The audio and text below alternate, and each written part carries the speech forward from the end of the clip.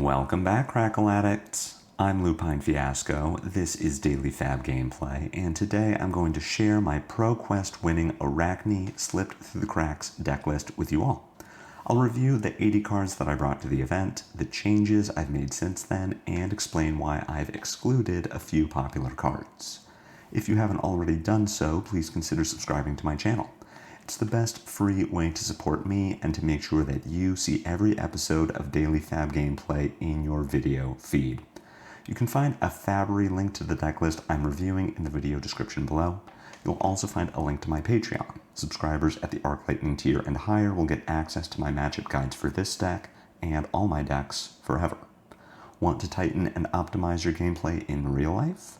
Use the affiliate link in the video description to buy your very own Codex journal, and be sure to use code LUPINE10, that's LUPINE10, at checkout to receive 10% off your order. Finally, Daily Fab Gameplay is brought to you in part by Hemel from the Bazaar. It's never been more affordable to play in the flesh and blood. Players have been buying the cards they need from Hemel for years. I started buying from him in 2023 and have never found a better deal. The Bazaar's prices are the lowest for singles, full sets, and class sets, including new releases. Pre-order High Seas set bundles now and pre-order singles after spoiler season ends. Pre-orders are available to ship internationally or for in-person pickup at US Nationals in Vegas. Message Hemel on Blue Sky, Discord, email, or Twitter to see what he can do for you.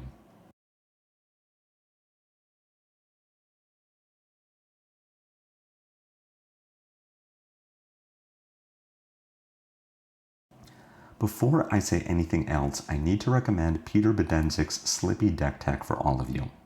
My list and play were heavily influenced by his video, and while I'm going to cover some new ground today, I'll be reiterating a lot of the points he made. Peter pumps out consistently high quality content, and it's criminal that he isn't monetized on YouTube yet, so do me a favor and sub to him over at Mask of Momentum. Let's start at the top of the page with a review of our equipment. You'll notice that despite playing as an assassin, we're using mostly generic equipment. There are some synergistic benefits to that, but the truth is that assassin equipment is more specialized and therefore lower value than we'd like for most matchups. Crown of Providence has always been great. It blocks for 2 and can save our arsenal from disruption. It also helps to clear our arsenal when we have a Codex of Frailty in hand, and doing so would otherwise be difficult. Flick Knives, our singular piece of assassin equipment, is extremely important. Not only are our other generic and assassin options weak, but flicking a clave is an easy way to turn on Take Up the Mantle and savor bloodshed when paying for or hitting with it would be difficult. The reaction itself is an easy, repeatable way to trigger the effect of Bonds of Agony and Double Trouble, and dealing unblockable damage is great for closing out a game against a low-health opponent. Fiandal Spring Tunic is just the best at what it does.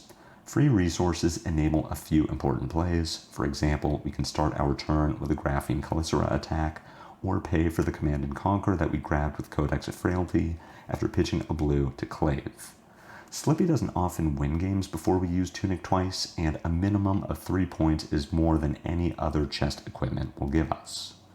Snapdragon Scalers is the most efficient way to give go again to an attack. We give up the point of block value from Black Tech Whisperers, but in exchange we never need to worry about hitting. Our opponents are already inclined to block our attacks. Taking away their ability to further impact our turn is worth a lot.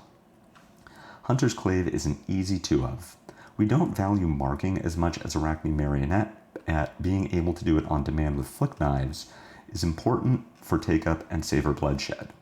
We could play with multiple types of daggers, perhaps swapping Clave for something like Nerve Scalpel in the current defensive meta, but entering the mid-game without a Clave is asking for awkward hands. I'm going to jump straight to our blues, which dictate a lot about our card choices in other colors. Bonds and Persuasive Prognosis disrupt the hand on hit.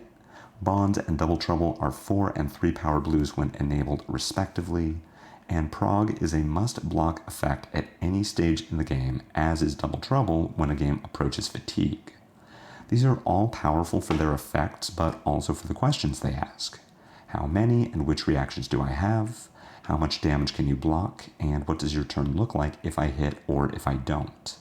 Assassin is at its best when it asks questions, and Slippy's power makes predicting the rest of our turn difficult. Attack with bonds with Go Again while holding 4 cards in hand, and your opponent will have to make hard choices. If they underblock, we can pump the bonds to make it connect. If they overblock, we save reactions for the next attack. These blue attacks influence a few other cards in the deck, namely Take Up and Just a Nick. Take Up's floor of a yellow 3 block that gives +2 as a reaction is nice, but what really makes this scary is its unpredictability. If our opponent is marked and our graveyard is packed, any stealth attack could become any other stealth attack. The word becomes is important for a few reasons. When we take up into bonds or double trouble, they will have seen every reaction we've played this turn.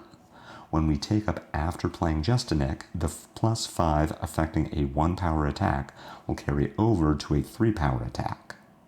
Codex of Frailty is our single highest value card and only gets more powerful when the Frailty token is relevant. Our best targets are Command and Conquer or Leave No Witnesses, depending on our hand composition and tunic status. CNC is harder to block, but Leave No Witnesses is free to play. Any card that we ponder off the top of our deck is fine to put in the arsenal, and Frailty will likely get at least a point of value from somewhere. Moving up to the reds, Art of Desire Body is effectively worth 7 points of value if allowed to hit. 3 points of damage, 1 point of life, and a random draw off the top of our deck. We might not banish a red card on hit, but our opponent must consider the consequences if we do. Command and Conquer is a disruptive 2 for 6 and a great Codex target. Enlightened Strike is a modal extender or finisher based on what we need from it. If we drew too many stealth attacks, it has Go Again. If we need a card for Arsenal, it draws a card. Infect is an effective 0 for 5 if allowed to hit. Just a Nick is +5 when it works, and a 3 block when it doesn't.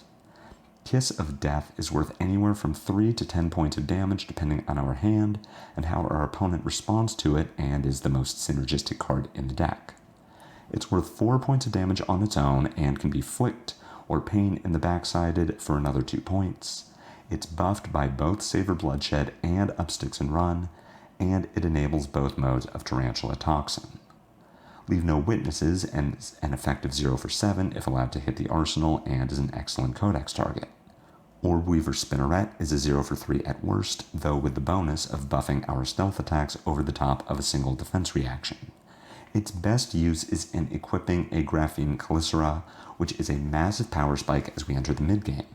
Powerful plays like Dagger Codex CNC or Dagger Savor Bloodshed Dagger become possible without the use of your tunic or an extra card in hand. Pain in the backside is an extender and a 0 for 4 that can mark when it hits. Razor's Edge is our best way to get disruptive stealth attacks over the top of blocks while blocking for 3 points in a pinch. Savor Bloodshed is a 0 for 4 when paired with Kiss of Death or either Dagger, and is a sneaky way to draw a card if our opponent can't afford to block or prevent damage from a Flick Knives activation. Tarantula Toxin is a 0 for 6 when paired with Kiss of Death or Calicera, and either mode alone will help push damage or effects over blocks. The main board only has 51 cards, so let's review how we'll be filling out our 60 from the sideboard. The 9 cards that we add can be grouped into 3 packages. The Aggro Mirror Where I Want Your Cards package, the Aggro Mirror Where I Don't Want Your Cards package, and the Tank Buster package. We'll bring Shelter from the Storm and Sink Below into every Aggro Mirror we play. It's good to get 4 points of value from a single card without spending our action point. Whether we bring Infiltrate or Upsticks is dictated by how playable our opponent's deck is. For example, Syndra's cards are playable and actively advance our game plan. On the other hand, Azalea's cards are not and do not. Upsticks blocks for less and is less useful in a race, but enables its own lines of play with Kiss of Death and Calicera, and the extra point of power is worth more than an unappealing card off the top of our opponent's deck. It's more valuable in our Tank Buster package, When the game goes long enough, that will want Retrieve to keep Clave around through multiple take-ups and savor bloodsheds. We'll also add Shreds, which pitch for daggers early and push lethal damage late, and Spreading Plague, a new form of punishment for opponents who overblock our attacks. Mask of Deceit is less useful for Slippy than Marionette. We mark less often, and our deck is built to convert 4 and 5 card hands without the help of our Agents of Chaos. It does, however, take our hero power away from other assassins for a turn. The hope is that our Marionette or new opponent take damage to keep a big hand of cards, expecting to bait blocks and push damage with multiple stealth attacks, at which point we block with Mask of Deceit. We transform into an agent, and our opponent's stealth attack loses Go Again in the middle of the chain link, potentially ending their turn if they can't give it Go Again. Our following turn will be worse as our deck relies on Go Again, but the value lost to our opponent and our gain from potential agent activations will hopefully put us ahead. Mask of Perdition is also limited in scope, as only 3 cards in the deck benefit from the effect: Art of Desire, Leave No Witnesses, and Persuasive Prognosis. We bring it in against the red line heroes against which we are likely to gain additional life, cards, or silver. Against those heroes, who also play with very little arsenal disruption, the extra value from Perdition exceeds the 2-block value and card filtering from Crown EP. Finally, we have a suite of Widow equipment to provide Arcane Barrier and Spell Void 3 against Kano. When I won my Pro Quest, I did it with 3 copies of Backstab and 1 blue Mark of the Black Widow in place of Sink Belows and a copy of Shred. Why cut them? Backstab felt low impact and difficult to line up with ways to punish my opponent for underblocking, by which I mean reactions. Peter speaks highly about Backstab in his deck tech, and I'll likely test it in place of Spreading Plague, but Plague has felt good in my game so far. Mark of the Black Widow felt very underwhelming.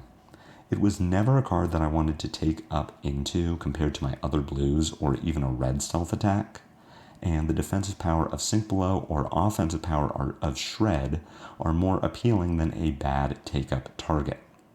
I spoke about the advantage of unconditional Go Again from Snaps compared to the on-hit of Black Tech Whisperers, and I'll reiterate that needing to hit to give an attack Go Again is risky. Our opponent is already incentivized to block our Leave No Witnesses or second stealth attack. Not only do most heroes have armor to cover that damage, but many are playing defense reactions. Consistency advances our game plan more than a point of block. The package of Redback Shroud and Spike with Bloodrot is, together, very powerful. A point of block value, 2/3 of a bond's requirement, 5 points of damage, and extra value with Flick Knives and Kiss of Death is great, so why aren't we playing it? The biggest reason is that Spike becomes much worse without Shroud. Slippy doesn't play enough yellows and blues to be able to consistently pitch for a dagger and this, so we're pitching a full card to cast it. Next, Spike takes up space in our 80. What would we cut to make room? This package is aggro specific, so we're cutting something from our aggro package to make room. That means Shelter or Sink are on the chopping block, but I value those higher than this. Simply put, Slippy already excels in aggro mirrors, and we don't need to play bad cards to make our good cards better. Slippy is a lot of fun to play with and has some powerful lines that punish your opponent for blocking incorrectly. I've uploaded a few games with them already and will upload more throughout High Seas spoiler season, so join me as we learn to better pilot this tricky assassin. I can't say for sure when I'll be playing at US Nationals, but Slippy is on my shortlist. I hope that you've enjoyed this deck tech and possibly even learned something from it. If so, be sure to flick that like button. My comments are always open for any questions or feedback. Let me know what spicy tech you think I should try. I'll be back next week with more Daily Fab gameplay. Until then, take care.